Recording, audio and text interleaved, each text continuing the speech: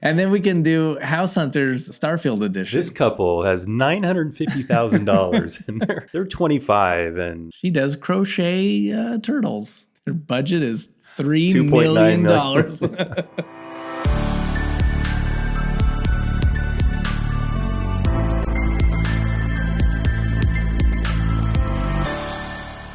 Welcome to episode 15 of Starfield with Normal People. My name is Michael, and as always, I am here with Duane. Hello, everyone. Hello, good people of the Starfield universe. They are good people, aren't they? Yes, indeed. Yeah. Except for that one person. Yeah, he's the There's worst. always one. He's the worst. I'm so sick of him. We won't drop any names, but yeah, you know who you Grey are. Dingo. Yeah, well, it's another great week in the universe of Starfield. I finally got around to unboxing that Starfield wrap sleeve. Did, and you made a video for it. Yeah. Up on our YouTube channel. Sure did. Which was pretty cool. Actually, that is the perfect thing to show in a video because it's very visual. Yeah. Like when you were describing it to me on a previous podcast, I was like, kind of got a sense of what it is, but seeing it, on the video makes all the sense in the world. So thank you for doing that. I'm not good at describing things. You're terrible. I'm just, it's just something I can't do. You were like, it's made of Jell-O. Yeah. It tastes of elderberries. I think it's acrylic. But yeah, plasticky. If you want to check that out, we will put the link in the show notes. But I got to say, I really like it. I really like having my Xbox now match basically my controller and the headset, all the other Starfield stuff that I have. So that's nice. I'm into it. You get your car wrapped, then it's going to be next level. That'd be cool, actually. Wait a minute. I would like it. Yeah. You should do it. I'll have to think about that. Yeah, so check that out. You know how you can do like pictures of people on the window and it looks like they're riding in the car? You should do like Sarah on the side. Sarah and the whole crew driving in my car. Barrett, yeah. You have any new tips for me? I have a random tip. Yeah. I threw it at the top of our notes because I was like, this is a cool random tip because I hate ladders. Oh, yeah. Ladders have long been the bane of video game players through the ages. We talked an entire podcast about ladders one time, I think. Yeah, so here's my simple tip. Just boost. Yeah, just boost, baby. Up and then just fall down. It's so simple. Like, I don't know why I haven't been doing this. Like, you were climbing, grabbing onto the ladder, climbing up. And, it's this whole like 10-second, feels like a 10-second. It's probably more like 3, but. Yeah, 3 seconds can feel like an eternity in video game time. Especially because in my ship, yes, I'm still using the Mantis. In my ship, I'm like, is the cargo hold upstairs? No, it's not. But there's a big cargo box up there. And then now, did I put that weapon in the captain's locker, which is up by the cockpit, or in the cargo hold, which is also on the main level? I don't use the captain's locker at all. It's small, at least on the Mantis. Yeah, I do. So. I do everything in the cargo hold. Sorry, the razor leaf.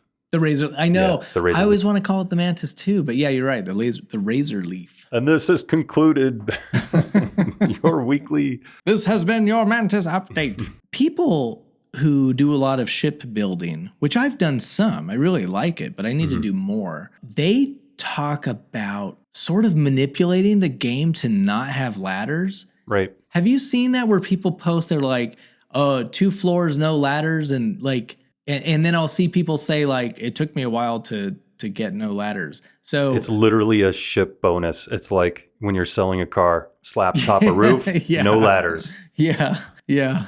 This baby has no ladders. Has no ladders in it. No windows and no doors. So I need to look into that because I'm very curious what people are doing to not have ladders. I was suggesting in our Discord during some discussion that the way that you can build outposts and then you can build from above, right. Like you can change the bird's eye view so it looks, or you can go down and walk around and build that way. You can change the windows. I would love that for shipbuilding. Right. Why isn't that in there? It seems like it'd be intuitive to have included that. It'd be really nice to walk around. Yeah, that whole isometric view is a little tricky in the shipbuilder. It is. Is it not? Yeah. It is, because you just see the overall, the view of the ship from the outside, but a lot of those parts, like the habs, they all have different like types. So what, you have to build the whole thing and then finalize it and then go on your ship, and you're like, oh, I didn't want that. I feel like Bethesda's whole building from Fallout 4, like the base building in that and the shipbuilding in Starfield is cumbersome. Like it doesn't feel as intuitive as you like. It's weird how I feel like shipbuilding is intuitive, but only for the outside of the ship. It is not intuitive for the inside. And for people that want to role play like living in the ship, like especially if you make a big ship and if you have like workstations and crafting stations on your ship, that's a place that you want to be hanging out a lot. And so you need to be able to build from the inside. Seems like here's a quick fix, like an overlay that you can hotkey that shows quickly the inside somehow, like a map sort of looking thing maybe. I saw a post where someone mapped out what the game engine does when you're building a ship. So they basically built a ship on a grid and then they let the engine do its thing. And the path that it set up inside the ship was completely convoluted. And so people were theorizing like, hey, I think maybe it takes the shortest path from like the cockpit to the cargo bay doors. Right. Because this guy built a giant like grid, but the path was S-shaped. But then when he actually went into the ship, it was nothing like that. It was like corridors and dead ends and all kinds of weird stuff. Wow. So, yeah, I mean, it's not as intuitive as you want it to be. Here's what I think is the quick fix and then what they need to do in the future. Number one, the quick fix is there needs to be a button before you spend any money that's just let me tour. Let me tour my ship. That shouldn't be too difficult, I wouldn't think. The second thing that is probably way more difficult, but it's similar to the game Subnautica, you can build two, like, let's call them habs, like habitats or rooms next to each other. And then from the inside, you can go, I'm going to break down this wall. This is going to be open. This is going to be a door. This is going to be a window. You're going to break down the wall between the living room and the kitchen. It's going to make it look so much bigger. Yeah. And then we can do House Hunters Starfield Edition. This couple has $950,000 and they're 25 and they're just graduated college. Yeah. He's a cat wrangler. She's a stay-at-home. She does crochet turtles. Their budget is $3 million. But you're right. There should be a button. Let me tour the ship real quick. Yeah. Before I drop 25,000 credits on this 3 things I just built. There's some cockpits that look really cool from the outside. So my ship looks awesome. And then I get in there and I'm like, wow, I can barely see the space and sky and the battle going on. It's like driving a Lamborghini Countach. Like you cannot see anything. You look super cool driving it around, but can't back up. Oh, well. We can dream. We can add things to our wish list. Well, speaking of ships and landing your ship on new planets, a user named Donovan Van Rensburg asked if you feel guilty mowing down hordes of wildlife, especially when they look so cool. Do you feel guilty at all when you land on these planets and discover awesome new wildlife and then kill them mercilessly? I wish I could say that I do. Like, I wish I was like, because I consider myself a pretty deep role player. We've talked about how difficult it is to be evil in games and talk about whatever, but I see a bunch of XP running around. That's what I see. So for some people it's dinner, for others it's XP. I can't help myself if I from point A to point B is strewn with the bodies of dead XP bonuses. Even the cute ones? I mean, I understand like the ugly worm insect looking ones. Yeah. It depends on the day. There's days where I just don't care. I'm just gonna, to me, I go, it's a game. But then I will say there are days where I'm like, oh, that's cute. Now, if they didn't incentivize you with XP, you probably wouldn't waste the ammo. You're absolutely right. Because, in cold blood. Yep, it would be a waste of ammo, and then it would just feel a little bit psychotic. Yeah, a little seductive. I mean, was it vindictive? I remember when I was playing the Division 2 when it first came out. And in the Division 2, it's like post-apocalyptic and there's deer running around. It's like kind of weirdly beautiful. And the deer were not supposed to award XP when you shot them to death. But there was a bug in the game where they were awarding XP. So I remember the patch notes for that game said, "Deer no longer give XP. Stop shooting them, you animals." Like calling out the player base. But it was all fun and games. But I mean, they incentivized it, so you do what comes natural. Some of the animals actually in Starfield will only give like 1 XP. And when I see that 1 XP, then I go, oh, okay. Right. And then, especially like the flying hordes, you're just like, why am I chasing around just firing shotgun pellets into the air when they're only awarding 1 XP and it's taken me all this time? Yeah, but if you go onto a high level planet and there are some like serious beasts and they're like, some animals are dropping like 70, 90 XP. Oh, wow. So if like like I was just searching out like high level planets. I'm not even at the highest. And with animals dropping up to 90 XP, yes, I am going to be killing a bunch of those. This has nothing really to do with what we're talking about and it's not in the notes, but it just reminded me, is there an easy way to know how much thermal I need? Because lately I'm landing on freezing cold planets. I have like 90 thermal protection and I'm still getting frostbite. So, and I don't have any other equipment currently. So it just seems like, and it's also a quest. It's a fairly early quest. Like I'm still in my 20s and I'm doing these, quests on freezing cold planets and I'm getting frostbite and stuff. I mean, I can cure it. It's not that big a deal, but it just seems like... No, I know what you mean because I have seen this as a criticism levied at the game.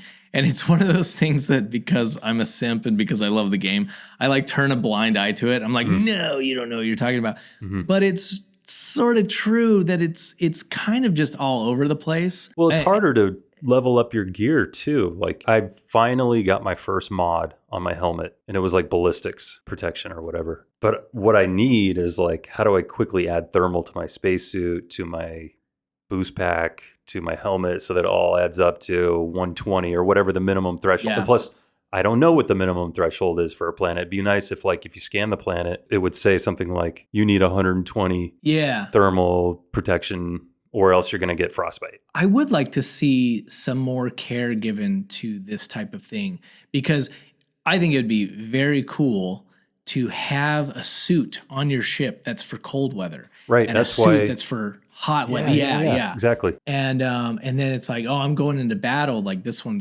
shields me against ballistics.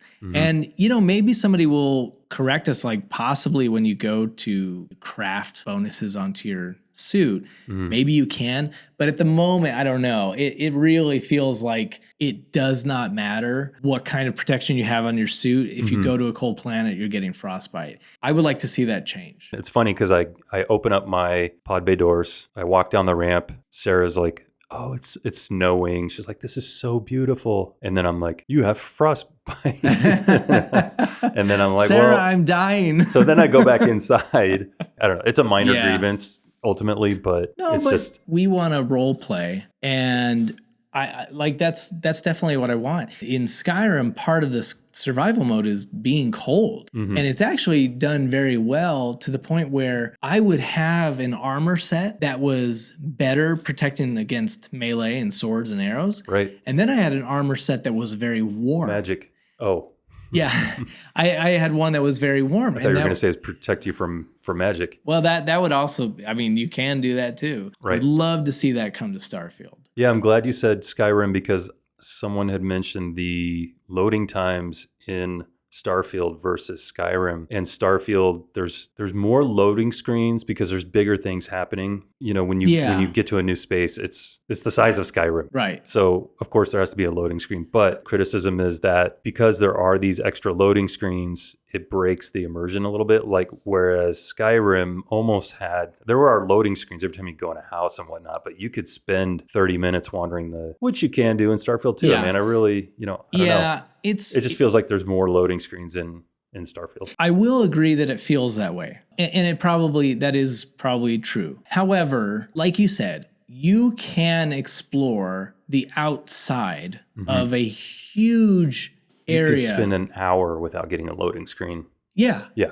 Honestly, this doesn't bother me. I just wanted to bring it up just in case there were people thinking about that, I guess. It's worth the discussion. I will say it's a weird comparison to make because Skyrim is an old game, which means It is every single character, every item has less polygons. You know, there's the textures are lower, and I know people mod it out and everything, but it's an old game. Of course it's going to load fast. And I'm a console player.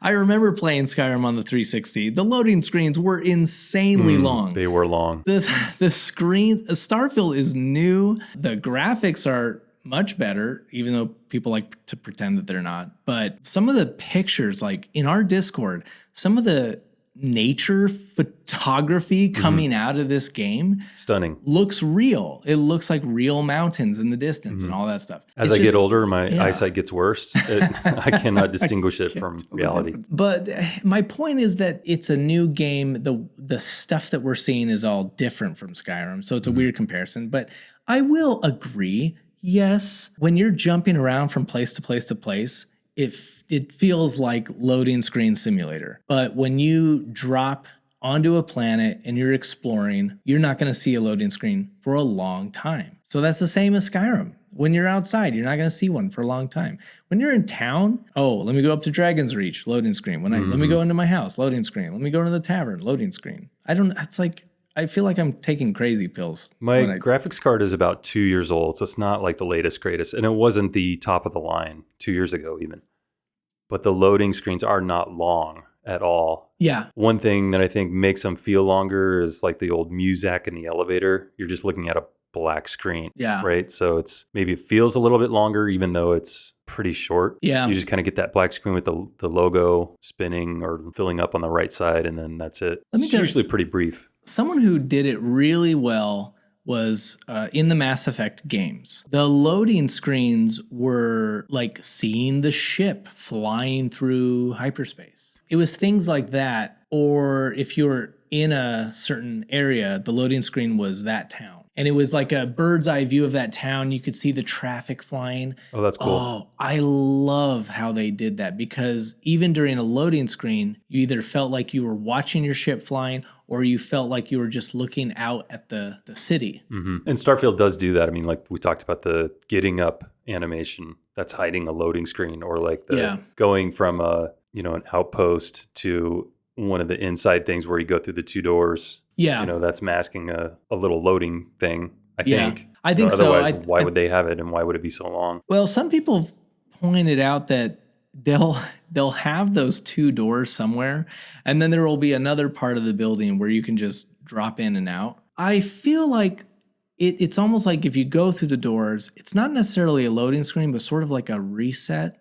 Like I feel like it's sort of like setting the scene and setting all the props. And it can still do that if you just drop in. It's just that you might, when you run around Skyrim and you see a mammoth fall out of the sky, right. I feel like you would see that if it weren't for those two doors.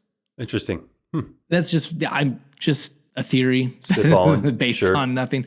But the thing is, people playing all these other games and they're like, why does Starfield load this way? Or why does it load when I go inside? And it's like, you are comparing the game to other games that don't have a million things that you can pick up, a million things in that room that are affected by physics. And why do that? Why does Bethesda do that? Well, it makes a difference when you cast your anti-gravity power and you see all these things float up. That's that magical moment where you should be going, oh, I see why they did it this way. Right. Just moving around and interacting with the world. Yeah. It's very cool to have stuff moving, and interacting with, and these objects that feel like they are real objects in the world. I remember when the first time I saw a grenade go off, and a desk nearby had its drawers just like came out. That's and cool. It was like kind of a cool little physics moment. Well, they are constantly upgrading the game, as proven by patch 1.8.86. Yeah. Which went live, a couple days ago. Last week or so. I really like this patch. It's a small patch. Yeah, nothing crazy. I mean, the big thing was for PC players with NVIDIA cards. And we got the DLSS, which in my particular case did make a significant difference. That's what I was saying. The weird thing about it was I start the game up knowing that patch had gone live, and I'm like, okay, this is going to be good. I start playing and I'm not seeing anything different, right? So obviously go into my graphics settings. It's still set to the AMD chip. Someone said that if you let the NVIDIA GeForce Experience optimize the game for you, sometimes it's excellent. Sometimes it defaults it to the lowest settings on everything. Oh. Point is, if you just got the patch, go in and you have an NVIDIA card on PC, go in there, play around with the settings because you'll likely improve your visuals significantly. Okay. My biggest thing was shadows and detail. I think I was playing on low on a lot of stuff because of frame rate. Right. Now I'm playing on, I think, medium to high on a lot of things, and it's obviously looks way, way better. So, and I saw your frame rate's good. It looks good. Yeah. For me on the Series X, I've actually just been a big fan of being able to tweak the brightness and contrast and all of that stuff. And even with minimal tweaks, it definitely looks better than it did before. Yeah, because it's personalized for you. It's personalized, and it also looks a lot less washed out. I was noticing, I took this screenshot where these like spider creatures that were like very orange, like really popped against the greenery of the planet. So that's nice to see. So I'm enjoying it, and I'm enjoying just eating all of the food that I see immediately. Yeah, I mean, we've been talking about this one since, I don't know, early. Yeah. But it's nice to finally have it in the game where you can walk by, grab a chunk, and eat it without having to put it into your inventory, select it from your inventory, and then eat it from within your inventory screen. Unless you're collecting chunks. I've seen someone that had these bins. They just had bins and bins of chunks. And actually, I realized how to decorate with items. So, because before I was like trying to just drop, like Galacticat, drop him somewhere, but then he would fly. I had one go missing. So when you're in your house or your outpost, you can drop the item on the floor, but then go into build mode, and then you can click on that item. Can manipulate it in build mode. And it will snap to countertops and tables. And you kind of lock it in place that way, or you can still pick it up later? No, you can pick it up. But it's not like knocking it over when you walk into it. You won't knock over. In fact, I was shooting with a gun, a Galacticat, and it wouldn't move. It was staying right where I put him. Nice. I was like, okay, now I can work with this. Now I can decorate my outpost. That's very cool. Did not know that. Speaking of things that we didn't know. There's not a lot. There's surprised me. Somebody found and posted on No Sodium Starfield, the subreddit, Guy0785 found a minefield in space. What it is, it's a bunch of rows of lights in the middle of space. Okay. And not by a planet? It has to be by a planet. It must be by a planet. Yeah. Yeah, he found these rows of lights, decided to investigate. As soon as his ship hit one, it blew up. Wow, that's cool. The theory is that these are leftover mines from the war between Freestar Collective and the UC. I have not found this myself. That is really cool. If you see a bunch of lights, it's not candy. Don't go toward the light. Well, I wanted to give a shout out to a modder named Ansi who created the Earth Restored mod, which makes Earth habitable again by giving back its atmosphere. They added lots of flora and resources, gold, platinum, plutonium, neon, xenon, and more. So they added fauna for land, sky, and water with creatures like terramorphs, sea bats, leaf bug grazers. I just thought that was cool because I'm an optimist. It breaks my heart that Earth is a dust ball. Yeah. So it must have, have broken Ansi's heart as well because they made an entire mod fixing Earth. So shout out to the Earth Restored mod. Like, we could fix up Earth again to some degree. It will always be within mankind's best interest to try to fix or repair the Earth if it gets to this point, I would think. Yeah. There was another mod that I found pretty interesting. Somebody made a mod for a no dialogue camera when you go up to talk to people. So basically, it won't zoom in Oblivion style, or I should say Starfield style now. I will say it's interesting because it makes it look like Skyrim. They go up and talk to someone and they just start talking. And it just, I guess it sort of locks you in place. I don't know. Maybe you can walk around. but basically the camera doesn't zoom in on them. Right. I could see downloading, installing that one, along with the mod that allows you to take all your companions with you, which is interesting. So if you like a crowd and you hate the camera, then install these two together and start the dialogue. That's funny. I have to say, though, even though when I was hyped for Starfield, the one thing that I wasn't super into was the close-up camera for dialogue. However, I see the point of it because the difference in detail in someone's face from when they're just standing around. Like if you're just standing around and you sort of manipulate the camera. Face. Yeah, it's really low res, low detail. And then when it zooms in on their face, it gives like very high detail. I get why they did it. It seems to me that the point was they wanted like that connection with characters by giving them a lot of detail in their face. Yeah. I've seen a lot of criticisms for the animations. I think the animations are fine. I think they're good. I think they're fine. I think it can get wonky, but what game doesn't get wonky? Like there's always a little bit of uncanny valley when you're dealing with humanoids, and even mocap stuff comes across uncanny. Like it's almost Christmas where you're going to be watching the Polar Express, which is like early mocap, and it's like super uncanny valley that all the nightmare, time. nightmare film.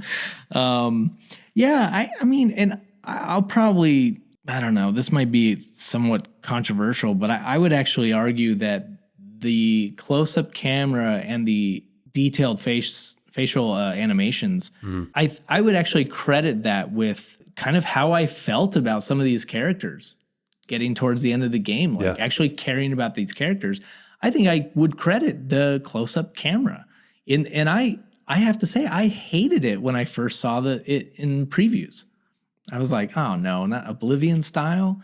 But now like I get it. However, this mod, totally, like I could see, because I've already beat the game, I'm that type of person that I would say, oh, let me play again, but with this mod, like where it doesn't zoom in on their faces. Sure. And I've never been bothered by the dialogue that much, or like that camera. Me personally, I mean, sure, there's people out there that want it. I wouldn't mind talking about this movie poster that I saw in Starfield. So there's a movie poster that is for some sort of like action film, or it's called The Silence of Sand.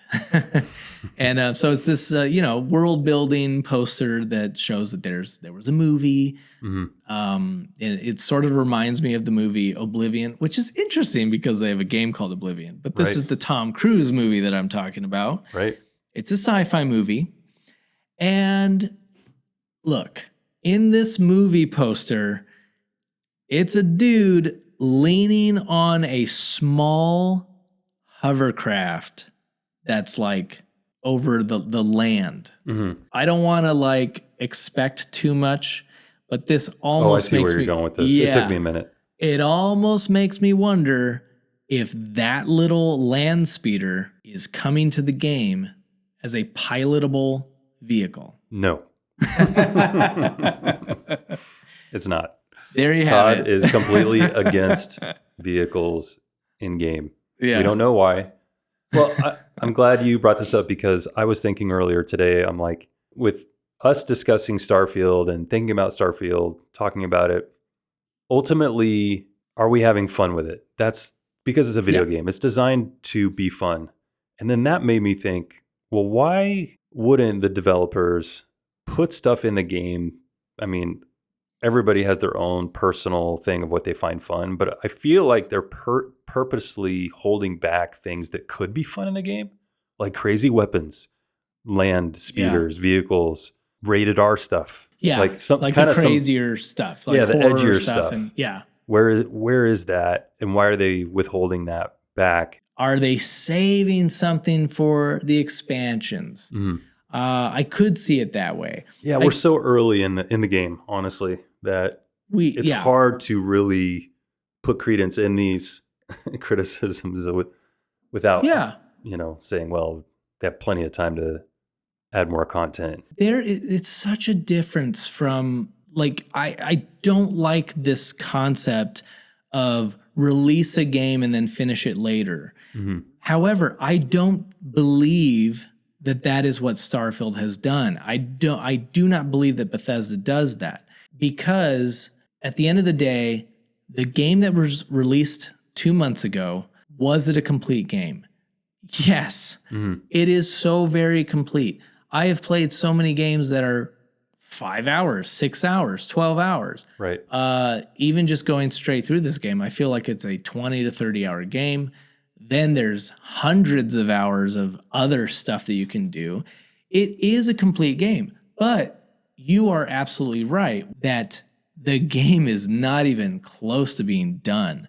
Like, in that the game's finished as a game, but then they have all these expansions that they have planned. That's how it's been since Oblivion. Right. And maybe before that, I didn't play Morrowind. They're scratching the surface of what could be. Sure. Let's take, for example, the boost pack. I want the boost pack to blow my socks off. Like, when I hit the boost pack, I want to go flying way into and I have fully maxed out 4 points in it, right? And it doesn't feel that much different. I mean, granted, it was like a frog boiling in water, like little increments to get to, but still, like if you put me in, if I started a brand new game, did the boost pack versus the one I have now, it's not that much difference. And I'm like, I want to be boosted, baby. I would say, even so, boost pack, melee weapons, maybe it's just that they put in all these things that have so much more potential. We have to see a melee content, abilities, Please, weapons. I would love that. Dual wielding, like anything like that. And then boost pack, like, how cool would it be to smack an enemy with a stick on their space helmet and it cracks, and then they die from like exposure. Like, holy crap! You see, like the oxygen's going out of their. Yeah, I should be at Bethesda. That would be so much man fun. #1. That's what I want on my door. Super idea man. Cracking someone's faceplate and seeing the oxygen gas out. Yeah. that would be so cool. So awesome. And modders are going to make these things happen, but I kind of like, the problem with mods is sometimes they're buggy because they're just made by Joe down the street. Mods interacting with other mods can sometimes play havoc. And what you end up doing, it's like the car guy, who's working on his car every Sunday instead of driving it. It's because he changed the ignition, he did all these other little things to it, and now it's become a brand new car. It's not field tested. It doesn't work with the other parts. Maybe it's a little bit dangerous. Yeah. So it's kind of like that. Maybe don't want to stand too close. That's why I want like Bethesda to use those 250 people that they got working over there and make me a boost pack that feels like a boost pack, Michael. There's going to be the boost pack workshop update, I hope. For sure. I did see a cool, just to throw this on top, there's a cool weapon thing that apparently it's for a coachman, and you shoot out like sparks, kind of. Oh. So it's like a spread, but the cool thing about this is you shoot it in the air and then it rains down like AoE on a group of enemies. That's cool. I forget what it's called, but maybe we'll find it and put it in the Discord. So I love the game, and like a post that I saw recently, I consider this game now to be what they called an everyday comfort game, because I've not heard that. Yeah, so I saw a post saying that, and I thought, wow, it really is for me, because because of some Black Friday deals, I recently got Resident Evil 4, I got Dredge finally, and that looks fun. Yeah, I'm excited to play that, and I also got a game. What do you do in that game? You dredge. You dredge. Yeah, that's what you do. You dredge it up, baby. And I also got Teardown, which is very fun. Fully destructible environments, right? Yeah, that looked cool. It's super fun. But I'll play those games, and then most nights I'll still find a little time for Starfield. Jump in, and like, it's a game that very much like Skyrim was. It's a game that is sort of just another life that you can jump in and be at your outpost, kill pirates, whatever. Right. I like that you can just. I don't think I'm at that point yet because I'm still very new in the game. I feel obligated to work on the story. Yes. So I'm not at the point where I can just go in and like oh, I guess I'm just going to go explore today. I'm I like, no, agree. I need to go finish the Crimson quest I line. agree. It really can't be that way while you're getting through the stories. No, I agree with that. It's sort of like when like No Man's Sky has a story, It's and lame. it's It's super lame, bro. it's No, not. I have no idea. It's fine. Dwayne doesn't know. He's I haven't played it. He's messing. I'm just a hater. It's a cool story, but it's very low key. And then when it was over, that's when I was like, oh, cool. Now I can play the game. I can just play the game. And Starfield is like not like that. I'm not comparing it, but in a way it is where you can finish the story and then you're just like, I'm shipbuilding today and exploring today. I think that's why I never completed Grand Theft Auto main story quests, because that game I felt okay to just go in and drive and wreak havoc ad nauseum. Yeah, just forever. It kind of encourages that and rewards you for it. Yeah. But yeah, speaking of exploring, we should talk about our amazing group that we have in our Discord, and that's the Starfield Adventure Club. And for anyone new to the podcast, we have the Starfield Adventure Club is where we all go to the same planet and we take screenshots, we tell stories, we make up stories. It's a really great way to take a single player game and turn it into a sort of a multiplayer experience, or at least a community experience. I should also say that every week we pick an entry. So an entry could be a story, it could be an amazing screenshot. We pick one, and that member of the Discord actually gets a Starfield Adventure Club coffee mug that we send right out to you if you win one. So where did we go last week? Last week we all went to Groombridge 8A. So that is a moon in the Groombridge system. So that was directly up from Cheyenne. And this is a really interesting planet. It's pretty to look at. And then it has some crazy animals. There's one that sort of looks like sort of like a chicken dinosaur.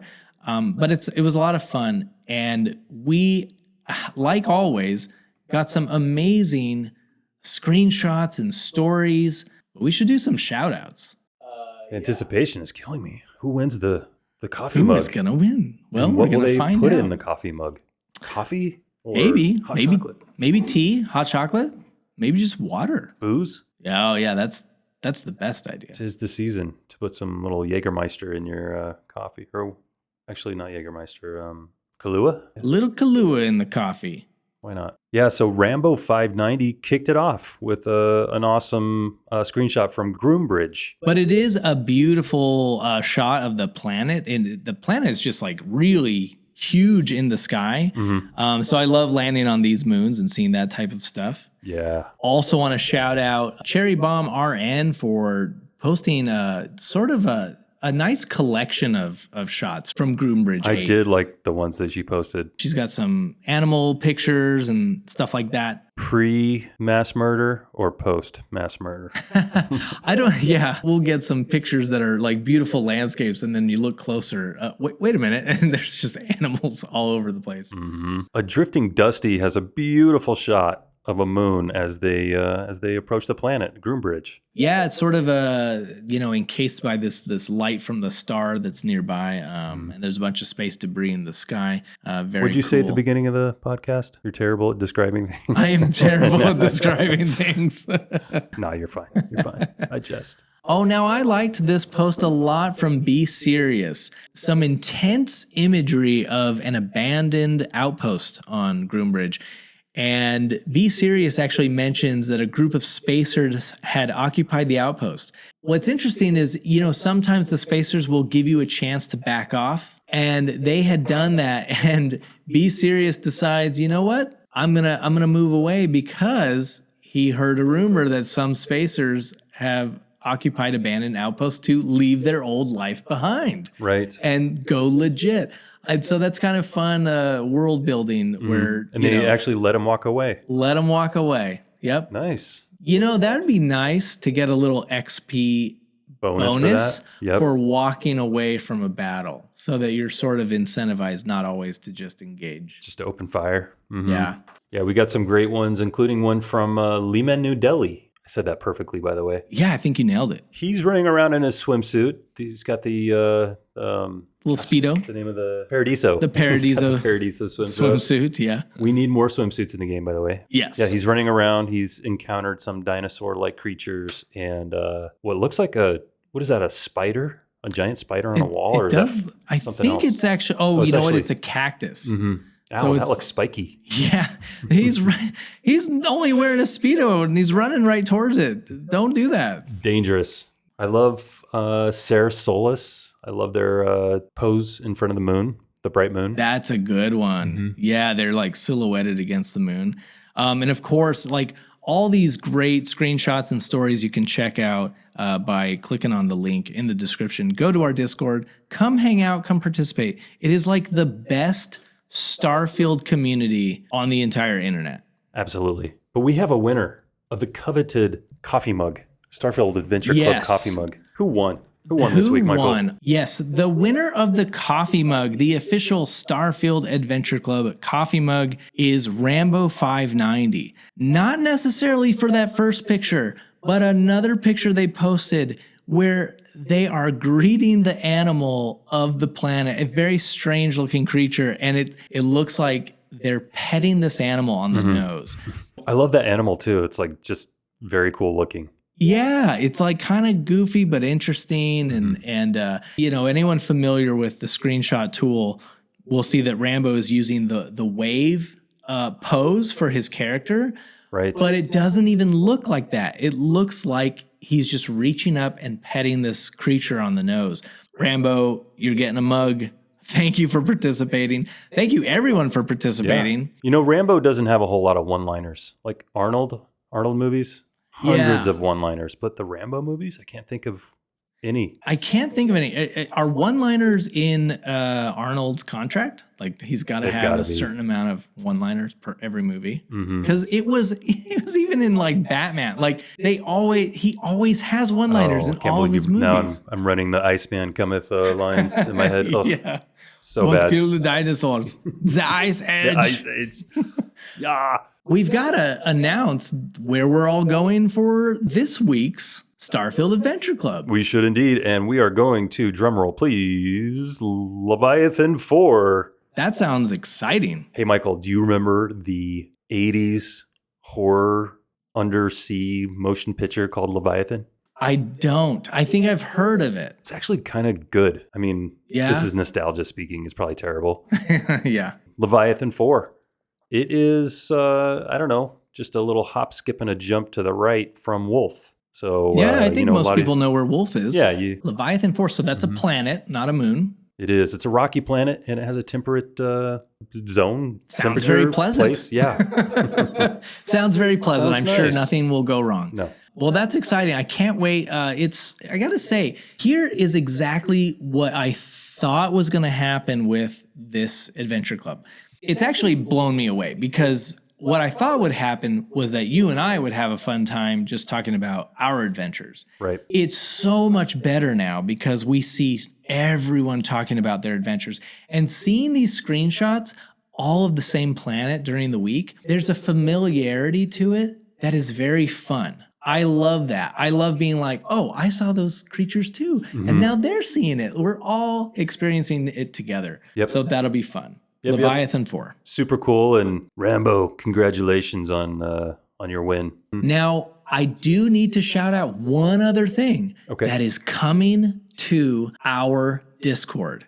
Ooh. This is going to be happening every Sunday. Well, it will be announced every Sunday.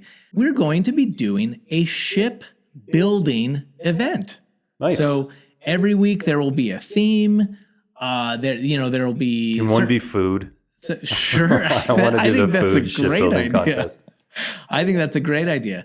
But I have to say, I want to shout out a couple members of the Discord who are actually helping us organize this and put it together. So Baz and Oliver are two very, active members of the community. And now they're going to be sort of taking charge of this weekly event. They're helping us out with this. Very excited. There's a lot of people that want to do some shipbuilding stuff. and we're going to do it as a community. And I'm going to participate too. I think this is going to be a lot of fun. I have done a little bit of shipbuilding. I need to get in there and do more to really learn it before I can even think about participating in this. Well, you know what? I'm sure it'll be fun just to try anyway. And I spoke with Baz and Oliver about we talked about some of the ground rules. Mm-hmm. We actually talked about how you can go in and build without actually purchasing the ship. So you can stay in the shipbuilder and take screenshots of your build. Oh, yeah. Then you don't have to actually outlay the credits. You can still build it, in effect, in the shipbuilder. Yeah. And then just not purchase it. It's going live this Sunday. In the Starfield Discord, there is going to be a new thread, and it's called Drive. And that stands for Deep Space Research and Interstellar Vehicle Engineering. Drive. Nice. Yeah, we really wanted it to have a nice acronym. Not just a Ryan Gosling movie. Not anymore. Not just that. Yeah. Not just a mediocre movie that everyone loves. Oh, really? How dare you? I love that movie. I need to rewatch it. So much tone. Sometimes I just say things that I know will make people mad. Have you checked your mail lately? Because you probably now have more hate mail. Here it comes. Yeah. No, I really want to. I've seen some of these shipbuilding tutorials, and I'm like, I am going to sit down and do one of these because I really want that SR-71, classic airplane shaped ship or whatever, or just like the big bulky cargo deal. I'll see some of these builds, and it just makes me go, I need to build. I need to build a ship because I'm missing out. Can you build? You can't build because starborn ships are different. Right? Yeah, you can't get those pieces. Okay. Yeah, you can't. And you can't work on them. Oh, yeah. There's got to be like a starborn crafting update someday. They should. Yeah. Let's hope. I bet they will. Well, thanks everyone for listening to another week of Starfield with Normal People. We really appreciate everyone that's listening. If you have friends that like Starfield and are into chill discussion about the game, make sure you tell them about the podcast. Thank you for listening on Spotify, Apple, and for anyone watching on our YouTube channel. All of our links are provided in the show notes below. Yeah, and extra special thanks for comments and feedback. If you have a comment, suggestion, or an in-game story to share, you can leave a comment on our YouTube channel page thing. Yeah. Right there. Just type-ity-type it. Just type it. Yeah, you can clickety-click if you want. But if you like the show, consider dropping a 5-star review on your favorite podcast app. That really helps us out a lot. And thanks for traveling the Starfield with us. Make sure you subscribe because we will be back for more next week. Yes, we will, and we will see you then.